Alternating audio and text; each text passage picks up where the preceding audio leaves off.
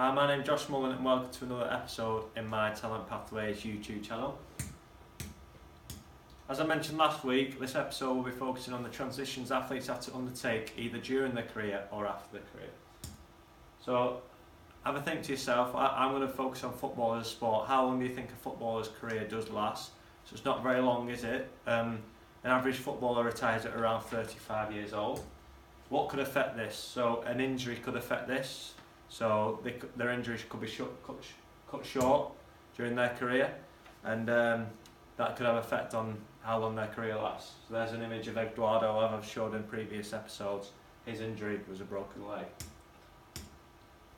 So there's a few pieces of data here that I'm quite extraordinary really.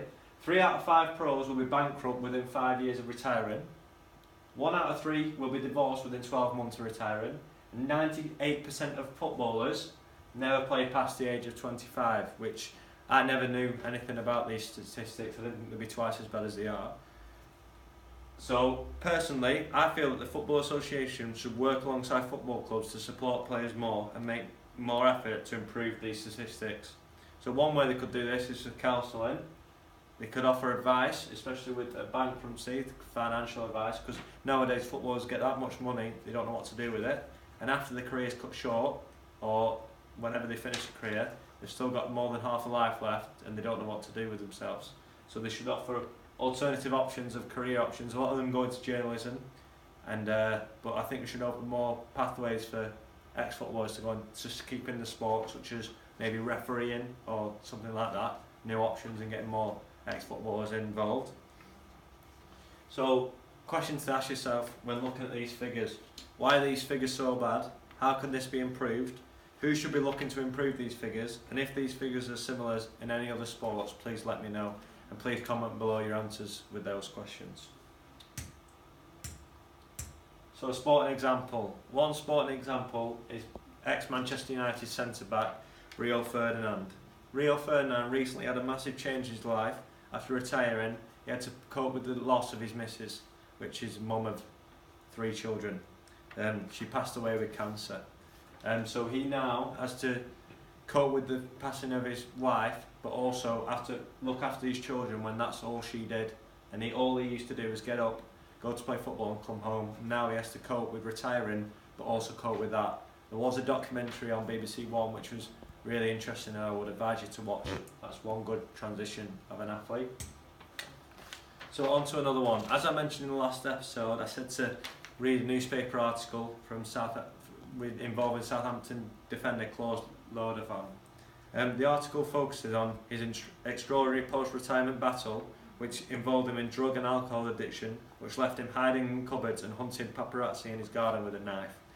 For Lodevan, the problems only started after he retired. Due to the drug and alcohol addiction, it resulted in his wife taking his children and they moved back to Norway. So that is one extreme situation where after football he didn't know what to do with himself and got addicted to drugs and alcohol.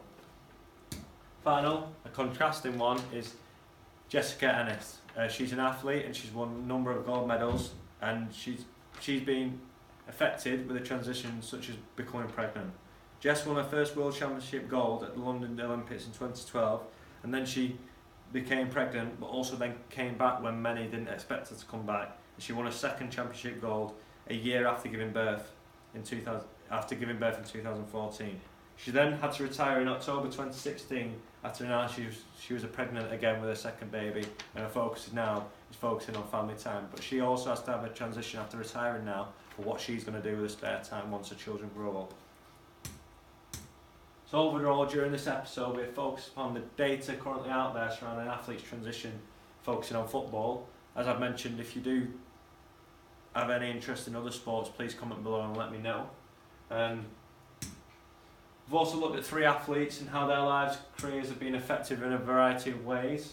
And a further article you can read on this is Michael Kinsella. He was at Liverpool as a youngster, and he got released and his life went downhill and ended up in prison. So it said, with 700 players facing the scrap heap after being released from their clubs, will they turn their lives around or end up in prison like Michael?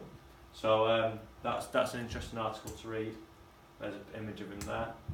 So next Next episode we'll be looking at the current development programme that's in place for football.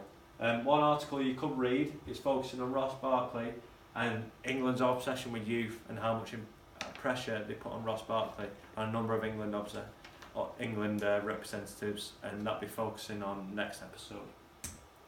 That's some referencing, and thank you for listening. As I always mention, any questions, please get in touch. Thank you.